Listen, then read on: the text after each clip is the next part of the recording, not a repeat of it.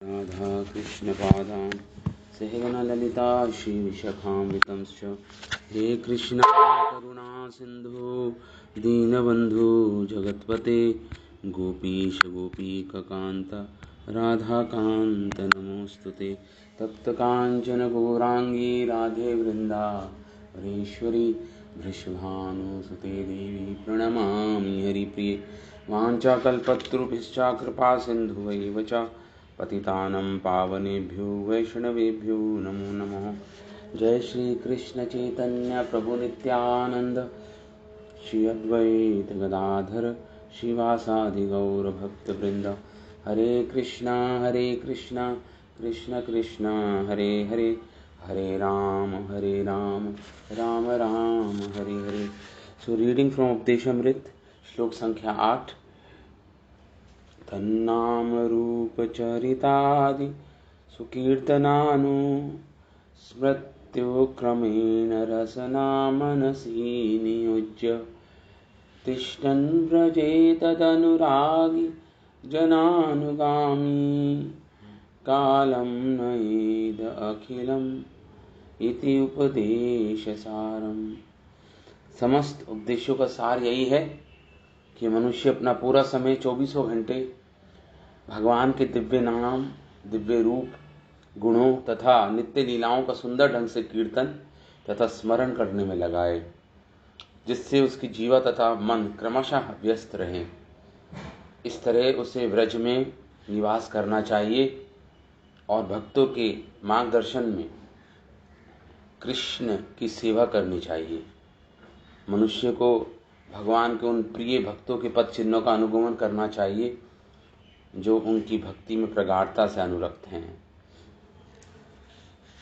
तो यहाँ पे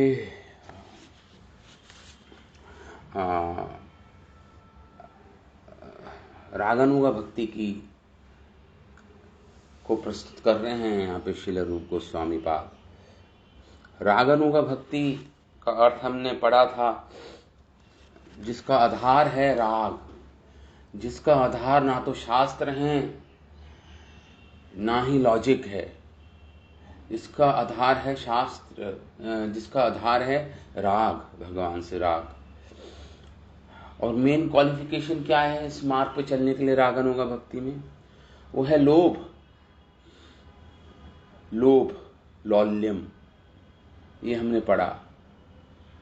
तो इस रागानुगा भक्ति को ही आगे रूप गोस्वामी उनकी चर्चा कर रहे हैं अपने, कि ये रागानुगा भक्ति का मुख्य शास्त्र क्या है। न च शास्त्रम सर्वोपनिषद सर्वभूतम ये अहम प्रिय आत्मसुतस च सुख गुरु सुहृदो देवम इष्टम। सबसे मुख्य शास्त्र है जहाँ पे रागानुगा भक्ति का वर्णन है, जिससे हमें सीखनी है, वह है श्रीमद् भागवतम। इति आदि वाक्य नीचयाकार श्री भागवत महापुराणम एव तथा तत् प्रतिपादित भक्ति विवरण चंचु श्री भक्ति रसामृता आवरणम अधिकम। और दूसरा जो शास्त्र है वो है भक्ति रसामृता सिंधु, जिसको रूप गोस्वामी ने ही जिसकी रचना की है।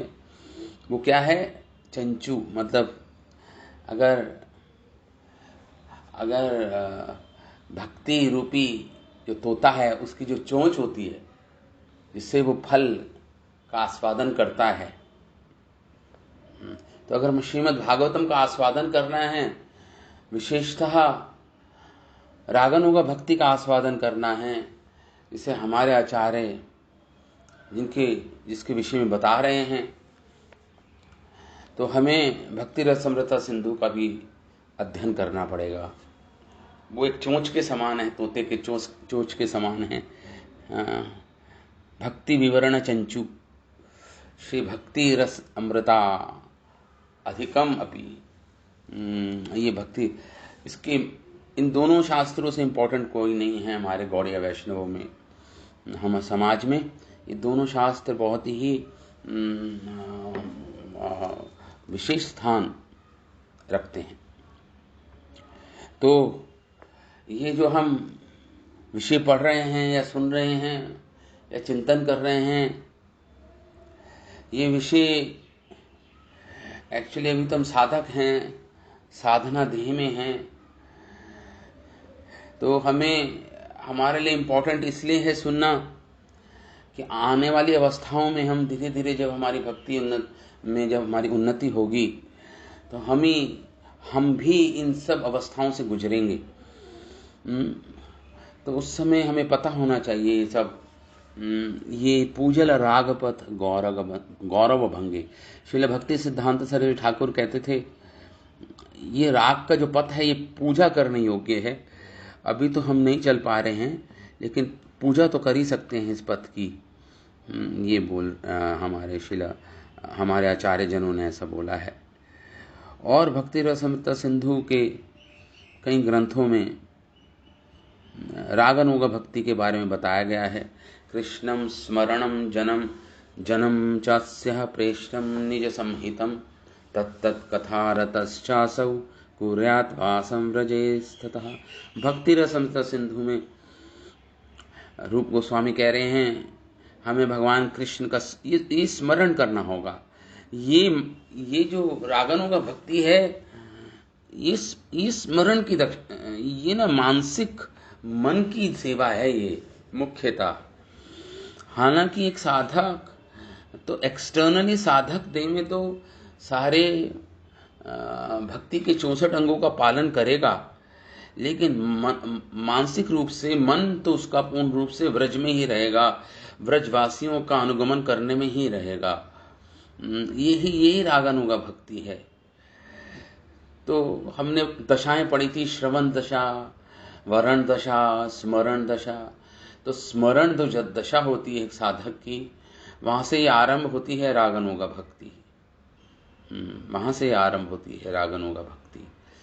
तो यहाँ पे भक्ति रसमृत सिंधु में रूप गोस्वामी कह रहे हैं कृष्णम स्मरणम जनम अस्य प्रेष्टम निज संहितम। जो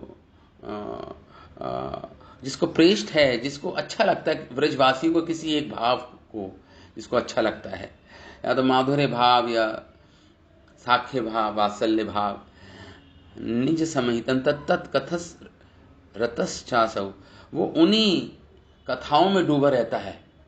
एक रागानुगा भक्त जो भाव उसको अच्छा लगता है, उन व्रजवासियों का जो भाव जिसका वो अनुगमन करता है, उन्हीं कथाओं में वो रमण करता है और सदा मन से ब्रज में रहता है। मतलब ये भगवान के साथ आसक्ति की अवस्था है। रुचि के बाद निष्ठा, निष्ठा के बाद निष्ठा, रुचि, फिर आसक्ति, ये सब रागानुगा भक्ति के ही अंश हैं। रागानुगा भक्ति की स्टेजेस हैं, अवस्थाएं हैं, स्तर हैं।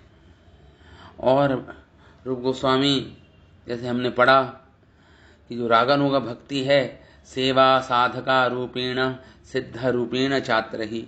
ये रागानुगा भक्ति बाह्य रूप से तो एक साधक के शरीर में से हम करनी होती है। बाहर से तो एक साधक लगेगा कि वो भक्ति के 64 अंगों का बहुत ही सावधानी और ध्यानपूर्वक पालन कर रहा है, लेकिन इंटरनली माइंड, उसका मन पूर्ण रूप से सिद्ध ध्येय में है। वो जो उसकी एक सिद्ध ध्येय होती है, जो इटर्नली परफेक्टेड बॉडी होती है, जिसमें वो भगवान की भक्ति करता है। सिद्ध रूपेण चात्र ही तत्भावलिप्सु न कार्य व्रजा लोकानुसार था। तो इस प्रकार बाह्य रूप से तो साधक के रूप में और आंतरिक रूप से सिद्ध रूप में वो व्रज में वास करके ये दो प्रकार के शरीरों में ये क्या करता है, साधना करता है। साधक का शरीर और एक सिद्ध का शरीर। मन में स्थित है वो, एक्सटर्नली वो साधक ही है। इस प्रकार उसकी ये रागानुगा भक्ति है। तो श्रवणोत्कीर्तनादिनी वेद भक्ति उतिदानि च तु यानि अंगानि च तानि अत्र विज्ञानि मनीषिभिः। ये वेदी भक्ति जिसके बारे में बता रहे हैं, श्रवणम कीर्तनम विष्णु स्मरणम पाद नौविध भक्ति। इसके बारे में ये तो सब वैधि भक्ति का ही अंश है, लेकिन जो हम रागानुगा भक्ति की बात कर रहे हैं, यही सारे अंग, यानी अंगानी च तानि अत्रा, वैधि भक्ति के जो अंग है, श्रवण कीर्तनम स्मरणम अर्चनम वंदनम दास्यम साख्यम आत्मा निवेदनम, नवविधा भक्ति से वैधि भक्ति है ये, रूल्स एंड रेगुलेशंस के साथ। यही अंग हमें सिद्ध, हमें रागानुगा भक्ति में भी यही सब अंग का पालन करना है। इन्हीं सब अंगों से ही रागानुगा भक्ति भी होगी। यही बोल रहे हैं यहाँ पे रूप गोस्वामी भक्ति रसमृत सिंधु में। इन सारे अंगों से रागानुगा भक्ति में भी सारे अंग आएंगे, ये श्रवणम कीर्तनम में। बस भाव का फर्क है। मन उसका ब्रजवासियों के पीछे है, मन उसका आसक्त है, आकर्षित है, ब्रजवासियों की भावना से आकर्षित है, पांडवों से नहीं है, वृष्णियों से नहीं है। विशेषता उसका मन जो रागानुगा का मन है, रागानुगा भक्ति से जो भीगा हुआ है जिसका मन, वो विशेषता ब्रजवासियों के भावनाओं से आकर्षित है उसका मन। ये इम्पोर्टेंट है समझना। यही है रागानुगा भक्ति। अभी हमारे लिए बहुत उच्चतम अवस्था है ये, लेकिन फिर भी हम, क्योंकि रूप गोस्वामी रागानुगा भक्ति की ही यहाँ पे 8वें श्लोक में उसी की चर्चा कर रहे हैं, उसी के विषय में बता रहे हैं, इसलिए हम भी चर्चा कर रहे हैं। और रागानुगा भक्ति के लिए, ये रागानुगा भक्ति केवल धन या आपके बहुत सारे अनुयायी बन गए हैं, आपके शिष्य बन गए हैं, इससे रागानुगा भक्ति नहीं मिलती है कि मैं बहुत सक्सेसफुल हो गया हूँ प्रचार करने में, मैंने बहुत सारी, मुझे सक्सेस मिल गई है, कितने लोगों को मैंने जोड़ दिया भक्ति में, इससे मुझे रागानुगा भक्ति में मुझे मिल जाएगी। ऐसा नहीं है। रूप गोस्वामी कहते हैं धन शिष्यादि भी द्वारे या भक्ति रूप पाद्यते विदुरात्वात् उत्तमतः अन्यश्च अस्य च न अंगता। कह रहे हैं कि धन, आपके पास धन कितना हो, शिष्य कितने हो आपके, वो द्वार नहीं है इस रागानुगा भक्ति को प्राप्त करने का। यह भक्ति रूप पाद्यते, ये भक्ति जो रागानुगा भक्ति है, ना तो आपकी वेल्थ से ना डिसाइपल से मिलेगी आपको। ये विदुर त्वात् उत्तमता, ये दूर ही रहेगी आपसे। ये जो उत्तम भक्ति है, जो ये रागानुगा भक्ति है, दूर ही रहेगी। बल्कि हन्य आपका, आप अगर झूठा ही दिखा रहे हो तो आपकी हानि भी कर सकती है, ये ऐसा लिख रहा है। हन्य च न अंगता, हाम ही करेगी आपको, ये आप इंजरस होगी आपकी शुद्ध भक्ति में। अगर आप दिखा रहे हो कि आप रागानुगा भक्त बन गए हो और हो नहीं आप। इस प्रकार यत रागानुगा वर्तमान विधि तत् इदम गुह्याति गुह्यम तथा। रूप गोस्वामी से प्रार्थना कर रहे हैं यहाँ पे एक साधक गण, यत रागानुगा वर्तमान विधि, जो भी रागानुगा की विधि आप बता रहे हैं रूप गोस्वामी, जो कॉन्फिडेंशियल से भी अधिक कॉन्फिडेंशियल है शास्त्रों में। गुह्यताम गुह्याति अति गुह्यतम तथा, जो बहुत ही सीक्रेट है, गोपनीय है। श्री रूपांगरी, और जो केवल रूप गोस्वामी के चरणों के नख से निकली है, ज्योत्स्निका विद्युतितम, जो रोशनी के रूप में निकल रही है ये रागानुगा भक्ति, जिसके विषय में बता रहे हैं रूप गोस्वामी। ये रूप गोस्वामी ही हैं जिन्होंने रागानुगा भक्ति को शब्दों में पिरोया, शास्त्रों में पिरोया। भक्ति रसमृत सिंधु में और भी अनेक ग्रंथों में रूप गोस्वामी ने इस रागानुगा भक्ति पर बहुत ही बल दिया और इसको विशेष स्थान दिया। समस्था शिष्य धन प्रसिद्धि जनिता हित्वा सदा अम्बराम्स। ये आपके कितने ही शिष्य हों, धन हों, या कितने ही आपकी प्रसिद्धि फैल जाए भक्तों के समाज में, लेकिन ये भक्ति नहीं मिलती इतनी सरलता से। त्वम मनुष्य वर्तमा तत् मम मनः श्री गौर भक्त प्रियम। तो कह रहे हैं कि मुझे आप अपनी शरण में लीजिए, रूप गोस्वामी से प्रार्थना कर रहे हैं। उन भक्तों की शरण में लीजिए जो चैतन्य महाप्रभु को अति प्रिय थे। उनकी कृपा से ही मुझे ये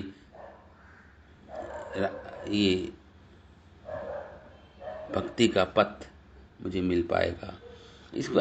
तो इस तरह हमने ये रागानुगा भक्ति का ही हम डिस्कस कर रहे हैं, और करना ही पड़ेगा हमें, क्योंकि विषय रागानुगा भक्ति ही है इस श्लोक में, विषय वो ही है। तो इसलिए श्रील प्रभुपाद भी यहाँ पे लिखते हैं कि ये जो रागानुगा भक्ति है, हमारे आचार्यगण शिला जीव गोस्वामी अपने दुर्गम संगमी कमेंट्री भक्ति रसमता सिंधु में लिख रहे हैं कि हम एक रागानुगा भक्त की दो आइडेंटिटी होती हैं, एक तो साधक आइडेंटिटी, एक सिद्ध आइडेंटिटी। दो उसके परिचय हैं, एक तो साधक रूप में वो उसका परिचय है, एक उसका परिचय है सिद्ध रूप में। तो यही एक्सटर्नली साधक बना हुआ है, इंटरनली वो सिद्ध भाव में व्रज में रहकर व्रजवासियों का अनुगमन कर रहा है। ये है रागानुगा भक्ति। तो रागानुगा भक्ति तो 3 प्रकार से आपको मिल सकती है। या तो जो श्रीमद् भागवतम कहता है, या तो आपको मिलेगी ऐसे भक्तों का संग करके, या फिर अंदर से परमात्मा जो बैठे हैं वो आपको प्रेरित कर देंगे इस भक्ति में। अगर भगवान आपसे प्रसन्न हैं, इस भक्ति में आपको प्रेरित कर देंगे अंदर परमात्मा रूप में जो भगवान बैठे हैं। तो 2 तरीके से भक्ति मिलती है। एक तो एक्सटर्नली, इसलिए श्रीमद् भागवतम का भी ये श्लोक है कि भगवान 2 रूप से आपकी भक्ति में मदद करते हैं। बाह्य रूप से तो गुरु के रूप में, और आंतरिक रूप से परमात्मा के रूप में आपको प्रेरित करते हैं। सततम कीर्तयन्तो माम ये जन परुपासते ददामि बुद्धि योगम तम। भगवान कह रहे हैं ना गीता में भी, मैं उसको बुद्धि योग देता हूं, मैं इसको सफिशिएंट बुद्धि देता हूं, इंटेलिजेंस देता हूं, जिससे वो इस भक्ति में आगे बढ़ पाए। यहाँ पे रागानुगा भक्ति की बात हो रही है। तो इसलिए ये श्लोक है तन्नाम रूप चरितादि सुकीर्तनानु, जिसकी हम चर्चा कर रहे हैं 8वें श्लोक की। इसमें व्रज में रहकर आपको अनुगामी बनना है, एक डिवोट फॉलोअर बनना है। किनका? तद अनुरागी, जो भगवान के रागानुगा भक्त हैं, ऐसे भक्तों का डिवोट फॉलोअर बनना है, अनुगमन करना है। और अपना पूरा समय 24 घंटे अपने मन और अपनी रसना को, अपनी जीवा को भगवान की सेवा में लगाते रहना है। और कैसे लगाएंगे? सुकीर्तनानु और अनुस्मृत्य, जॉयस कीर्तन में, आनंद पूर्वक कीर्तन में अपनी रसना को लगाना है, और मन को अनुस्मृति में, कांस्टेंट रिमेम्बरेंस में लगाना है भगवान के नाम में, भगवान के रूप में, भगवान के चरित्र में, भगवान के गुणों में अपने मन को निवेशित रखना है सदा सतत। यही सारे उपदेशों का सार है। ये रूप गोस्वामी इस श्लोक में बताते हैं। तो हमने पढ़ा कि ये जो भक्ति है, ये सेवक साधका रूपेण सिद्ध रूपेण चातरहि। रूप गोस्वामी भक्ति रसमता सिंधु में कह रहे हैं साधक के रूप में और सिद्ध के रूप, इंटरनली सिद्ध के रूप में आपको भक्ति करनी है। तो साधक के रूप में तो साधक देह प्राप्त है उसके लिए, और इंटरनली सिद्ध देह से करनी है। और किसका अनुगमन करना? व्रज अनुरागी का।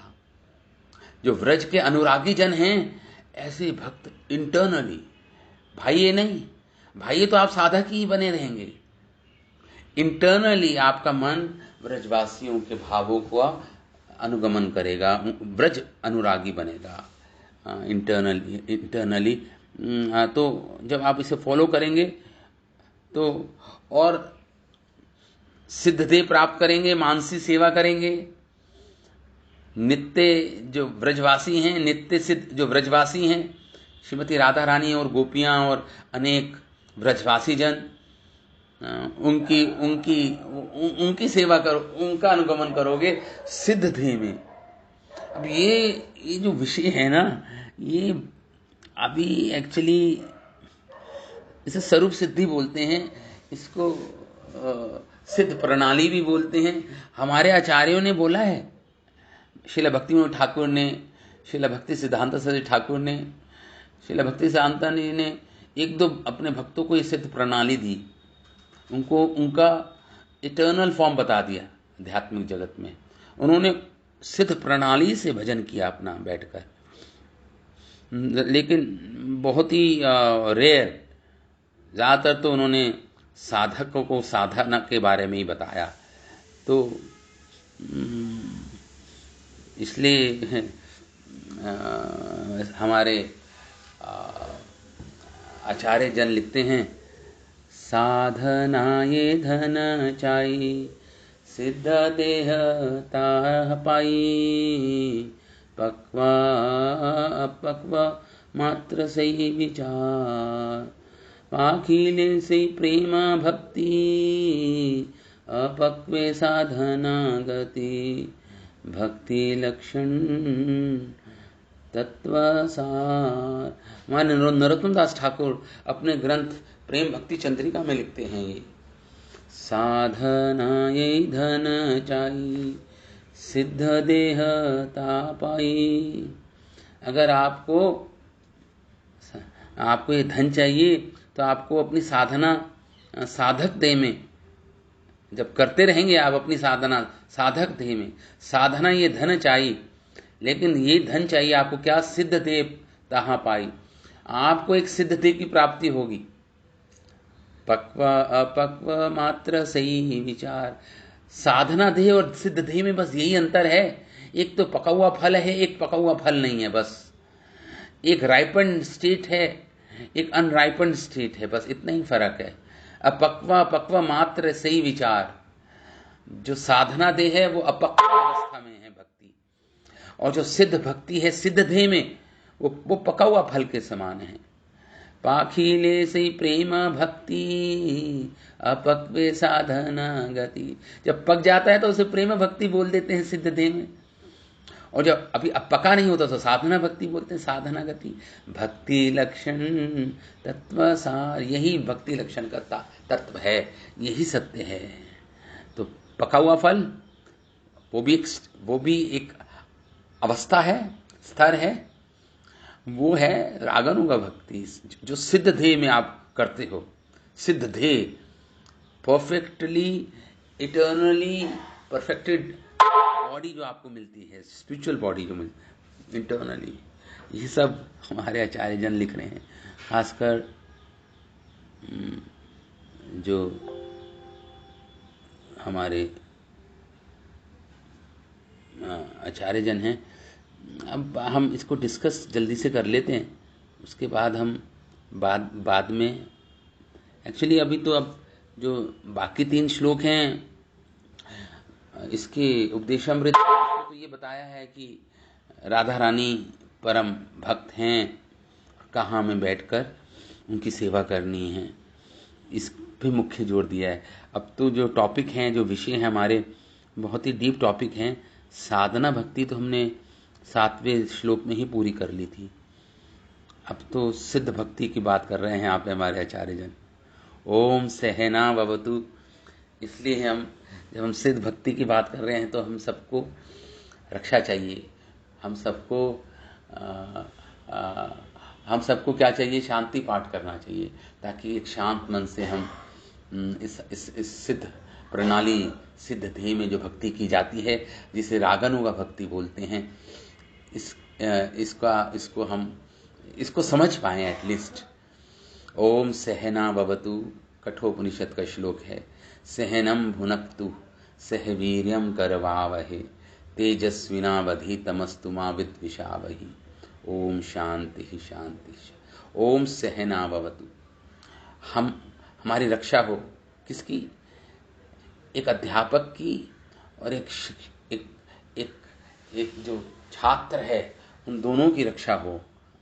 किसी भी पाठ से पहले ये अनिवार्य होता है, ये शांति पाठ करना।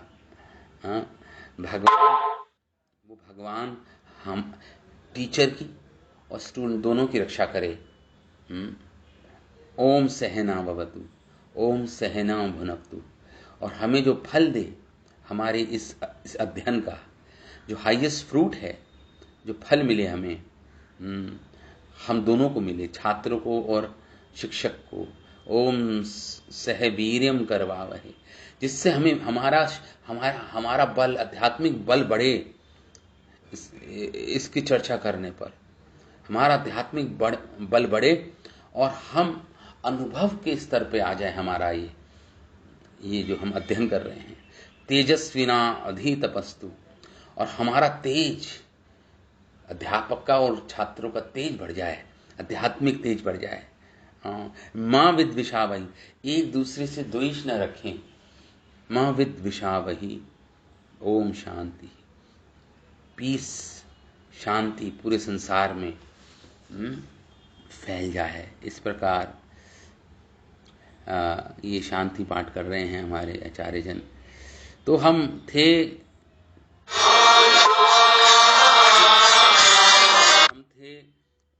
साधक देह और सिद्ध देह। साधक देह में हमें क्या करना है? साधक देह से व्रज के जो अनुरागी जन हैं, उनके पद चिन्हों का अनुसरण करना है, उनके साथ रहना है, उनका संग करना है, उनसे कथा सुननी है, व्रजवासियों की कथा सुननी है। और सिद्ध देह में जो हमारे स्वरूप देह है, उसमें में जो नित्य सिद्ध जो व्रजवासी जन हैं, उनका स्मरण करना है, उनकी सेवा करनी है, जिसे मानसी सेवा बोलते हैं, मन में उनकी सेवा, इसे स्वरूप सिद्धि भी बोलते हैं। आपके स्वरूप की सिद्धि हो गई है। हाँ, तो इसलिए हमारे नरोत्तम दास ठाकुर यही कह रहे हैं, सिद्ध देह और साधक देह में इतना ही फर्क है। एक पका हुआ फल, एक कच्चा फल है, एक पका हुआ फल है। दोनों ही उपयुक्त हैं सेवा करने में, लेकिन बस रागानुगा भक्ति में यही है कि वो पका हुआ फल है। आप मैच्योर स्टेट में हो, आप भक्ति के बहुत ही परिपक्व अवस्था में, उस भक्ति को रागानुगा भक्ति बोल देते हैं। जब भक्ति अच्छी तरह पक जाती है, जब उसमें पूर्ण रूप से मिठास आ जाती है, तो रागानुगा भक्ति ही हमारा विषय है चर्चा का। तो रागानुगा भक्ति भी दो प्रकार की होती है, जैसे हमने पहले बताया। रूप गोस्वामी भक्ति समझ सिंधु में कह रहे हैं, एक तो कामानुगा भक्ति, एक संबंधनुगा भक्ति। कामानुगा भक्ति तो वो भक्ति हो गई जैसे गोपियों की भक्ति, राधा श्रीमती, जो माधुर्य रस की भक्ति होती है, उसे वो भी रागानुगा भक्ति में आती है। रागानुगा भक्ति का ही अंश है।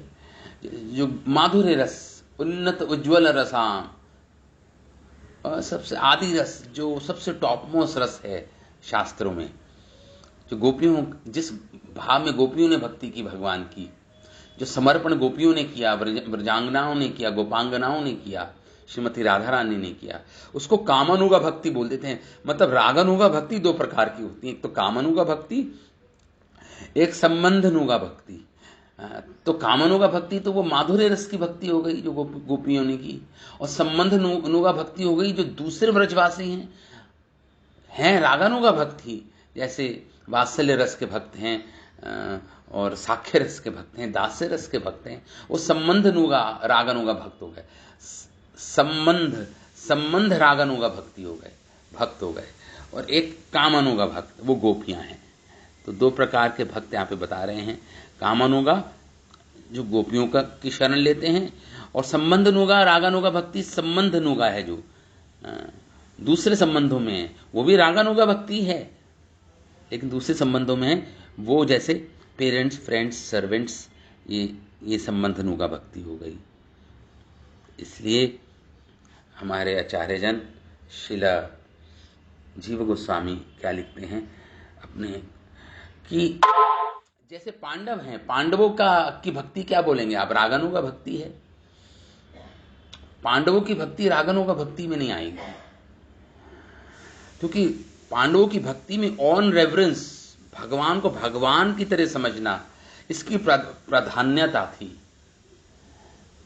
एग्जाम्पल दे रहे हैं हमारे आचार्यजन, पांडवानाम यह स्नेह सख्यमय रागात्मिका कौ एवा पर्यावसति तादृशा व्यवहार।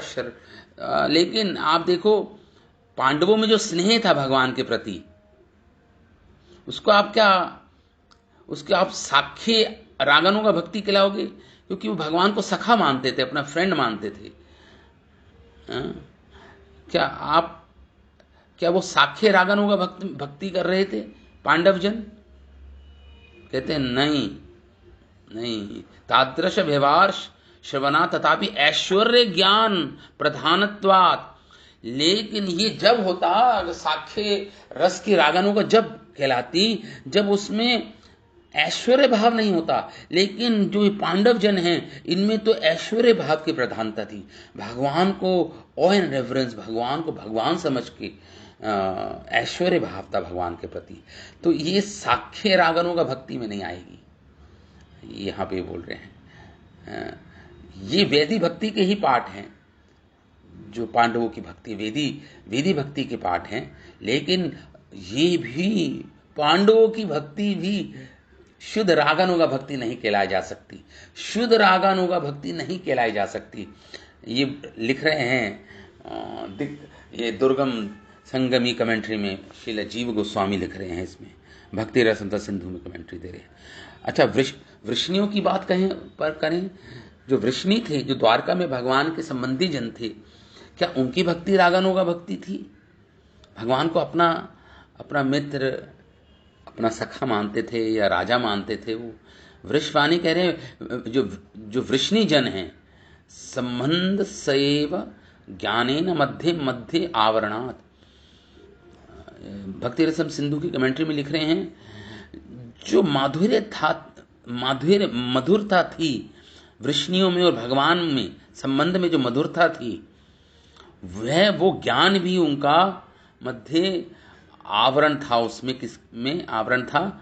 उसका आवरण था भगवान ही, मतलब भगवान कृष्ण को भगवान के रूप में मानते थे। वो भगवान के ऐश्वर्य ज्ञान का आवरण था, वो भी शुद्ध रागानुगा भक्ति में नहीं आ पाएगी,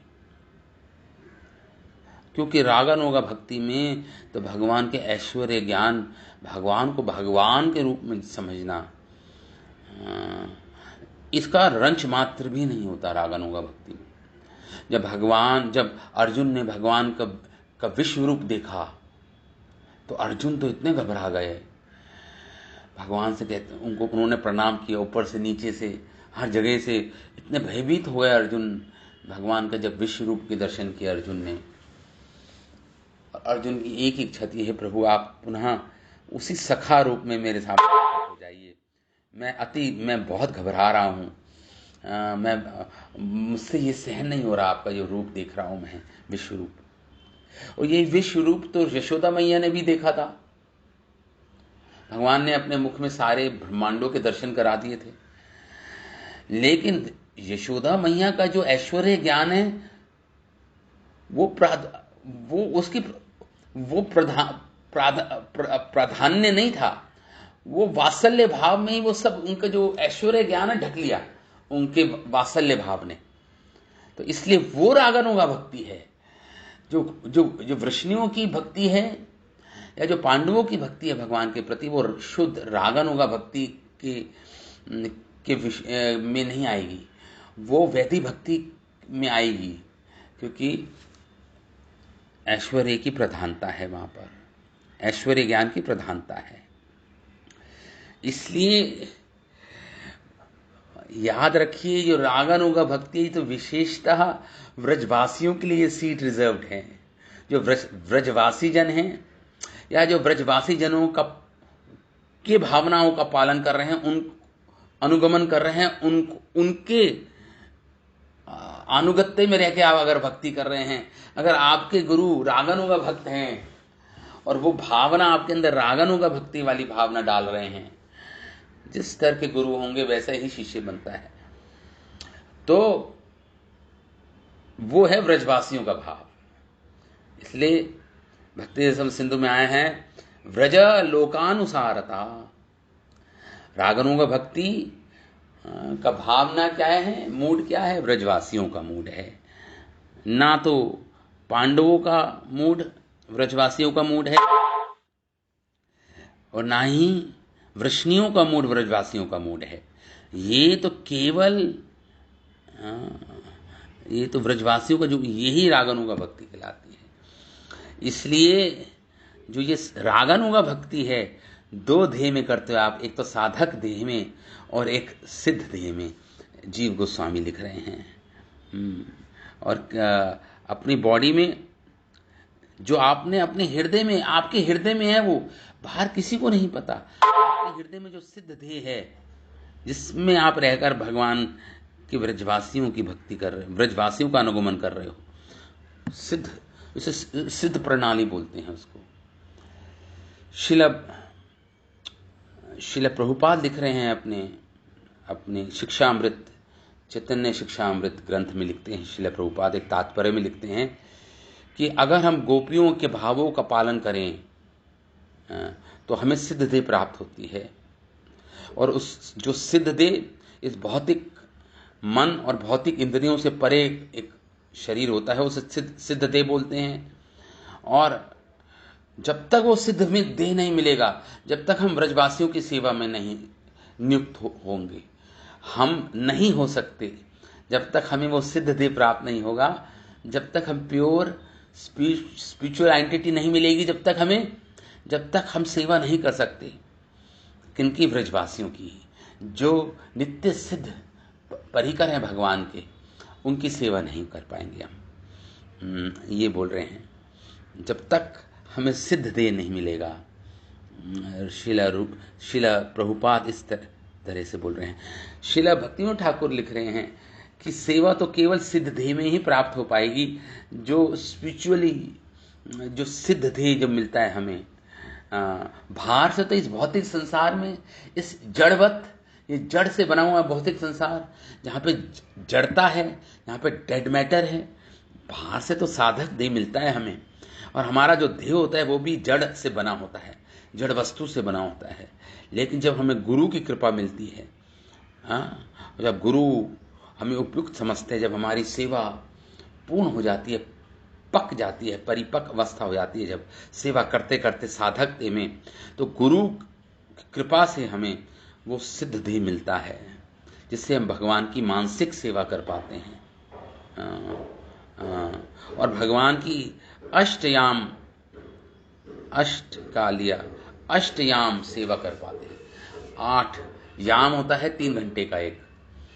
तो राधा कृष्ण की सेवा में तो एक दिन में 8 याम हो गए ना, 8 याम हो गए। एक याम 3 घंटे का है, तो अष्टयाम सेवा कहते हैं इसको। अपने सिद्ध देह में करते हैं, राधा कृष्ण की सेवा करते हैं। तो हमारी ईगो वही हो जाती है कि हम ब्रजवासी हैं, ये ईगो बन जाती है हमारी। यही सब रूप गोस्वामी देखिए लिख रहे हैं अपने चैतन्य शिक्षामृत में। वो शिला भक्तिविनोद ठाकुर लिख रहे हैं, सिद्ध देह के बारे में लिख रहे हैं।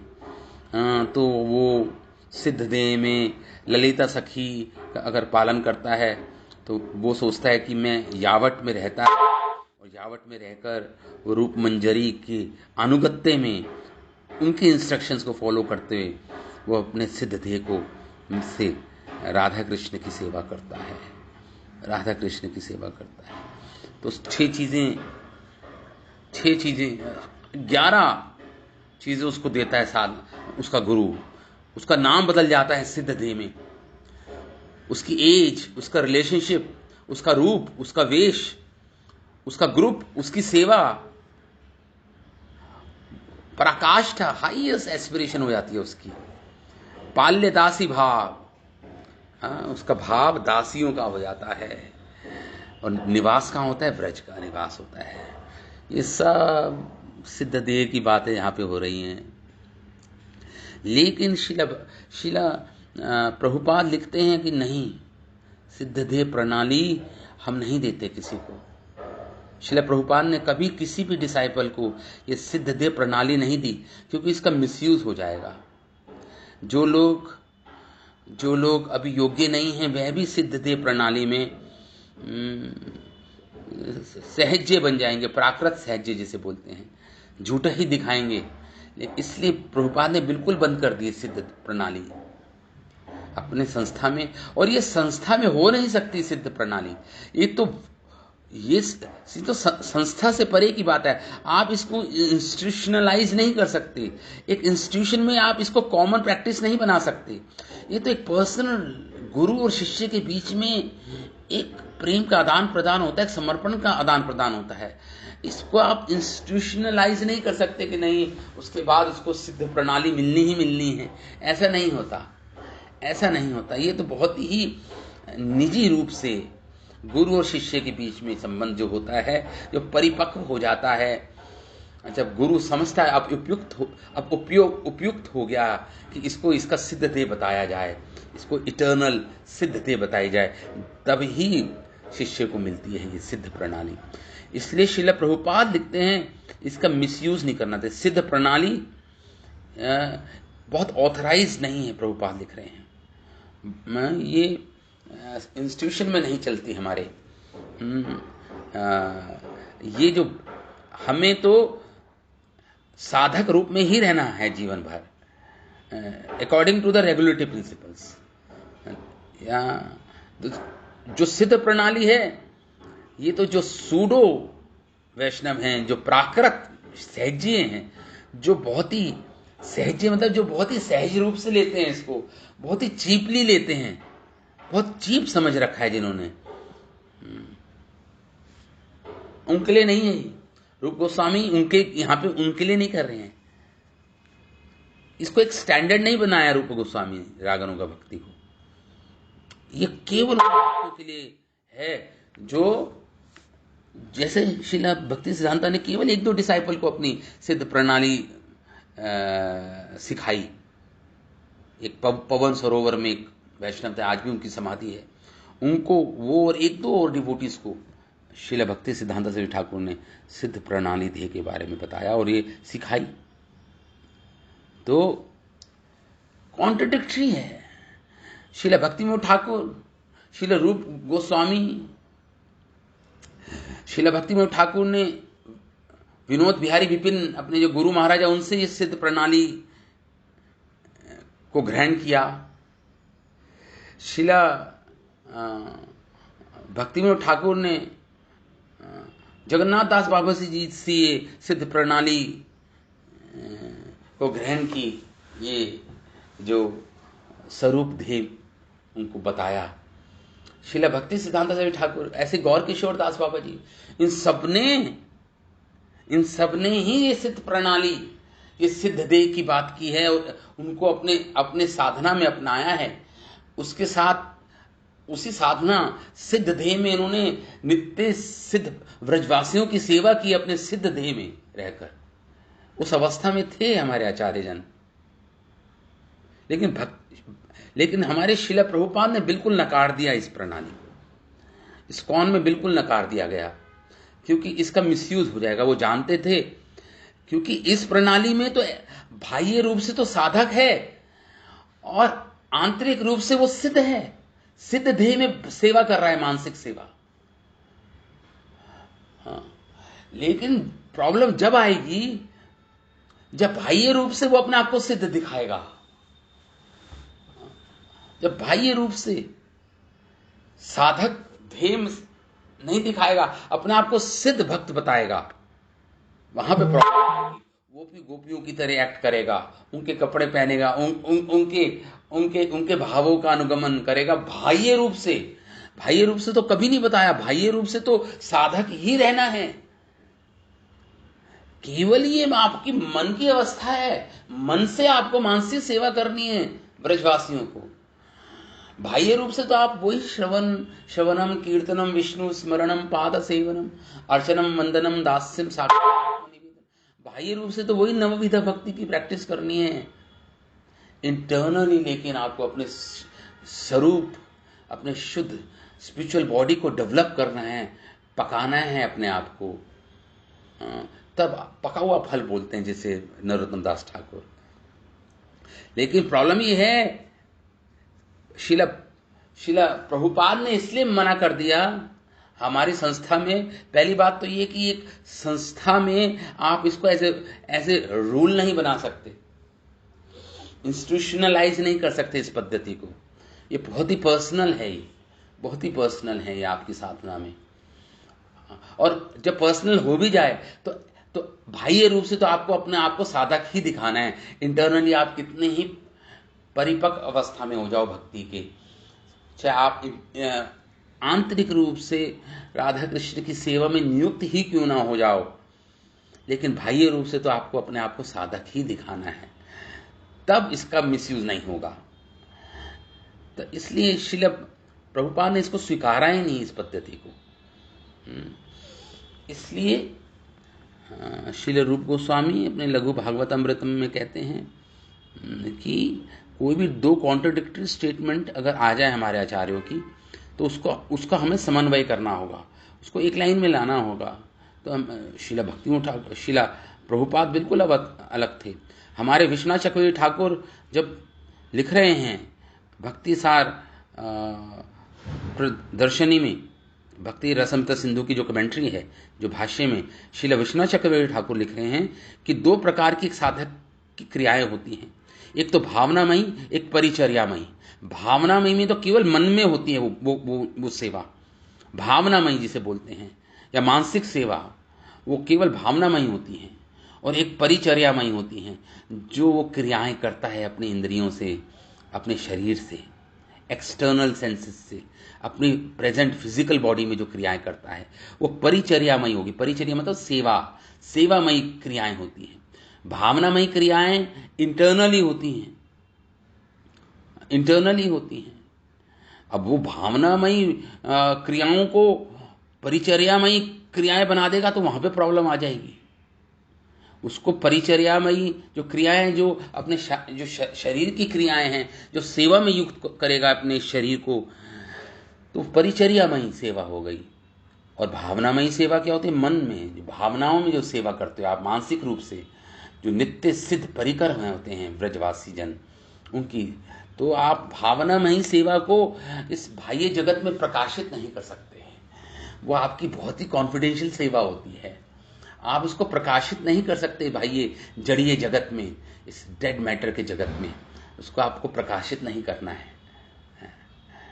अब जैसे भावनामयी सेवा में अब कोई साधक है, जैसे राधा रानी सूर्य कुंड जाकर सूर्य की उपासना करती थी, और ये उनका ध्येय होता था कि कृष्ण से मिलने जाती थी, एक्चुअली कृष्ण के दर्शन करने जाती थी, कृष्ण की सेवा के लिए जाती थी। सूर्य कुंड में जो उपासना है वो तो केवल एक बाह्य बहुत इंटरनली नहीं थी वो सेवा उनकी, वो केवल उनका ध्येय तो केवल कृष्ण से मिलना, कृष्ण की सेवा करना ही था। बाह्य रूप से दिखा रही थी कि मैं तो सूर्य कुंड में सूर्य की सेवा करने जा रही हूँ। तो कोई व्रजवासी जन है, ये भावनामयी सेवा को अगर वो इसको एक्सटर्नली दिखाए, वो भी सूर्य देव की पूजा करना शुरू कर दें। अब जैसे गोपियां हैं, कोई एकादशी व्रत थोड़ा ना करती थी, वो एकादशी व्रत तो साधकों के लिए है। तो हम भी कहें साधक अवस्था में कि हम भी एकादशी व्रत नहीं करेंगे, क्योंकि गोपियां जन नहीं करती थी, राधा रानी तो कोई एकादशी व्रत नहीं करती थी, तो ये इनकरेक्ट हो जाएगा।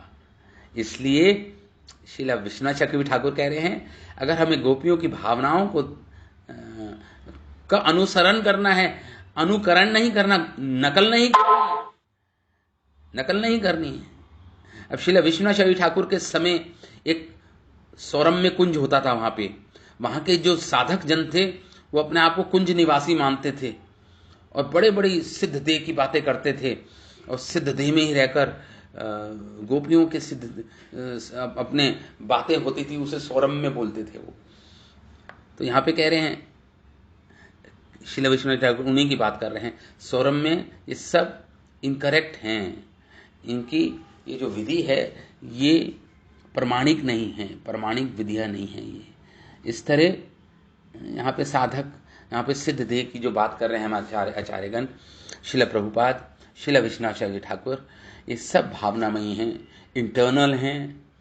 और वो भी जब होगी जब आपके गुरु आपको अपनी कृपा देंगे या अंदर से परमात्मा आपको प्रेरित कर देंगे, उस भक्ति में प्रवेश करा देंगे अंदर से प्रेरित करके। क्योंकि मैंने बताया कि दो प्रकार के गुरु हैं, एक तो बाह्य गुरु, एक आंतरिक गुरु जो परमात्मा जिन्हें बोलते हैं। भागवतम का श्लोक है, जो परमात्मा रूप में अंदर से आपको ददामि बुद्धि योगम तम, आपको उचित बुद्धि प्रेरणा देंगे कि अब आप सिद्ध देह प्रणाली में प्रवेश कर जाइए, रागानुगा भक्ति में, शुद्ध रागानुगा भक्ति में प्रवेश कर जाइए।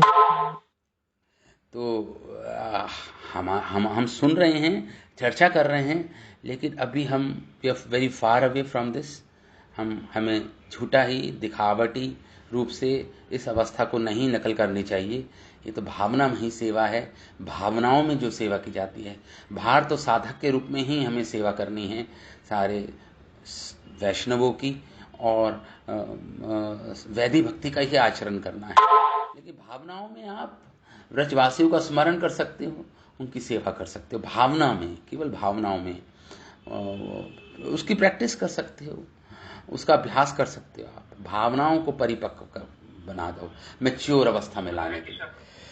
तो ठीक है, तो अभी मैं यहीं पे विराम देता हूँ। ये विषय ही ऐसा है जो हमारे लिए अभी शायद नहीं है, लेकिन फिर भी हमें सुनना है, क्योंकि रूप गोस्वामी का आदेश है, उपदेशामृत का आदेश है, यही उनका उपदेश है श्रील रूप गोस्वामी का। तो सुनने से ही हम कभी ना कभी अपने पाथ पे, अपने इस पथ पे अगर चलेंगे भी भविष्य में, तो जो सुना हुआ है उससे हम कोलैबोरेट कर पाएंगे, उससे हम मैच कर पाएंगे कि हम ठीक पथ पे चल रहे हैं नहीं। श्रील रूप गोस्वामी पाद की जय, भक्ति रसामृत सिंधु ग्रंथ की जय, उपदेशामृत ग्रंथ की जय, शिल प्रभुपाद की जय, निताय गौर प्रेमानंदे।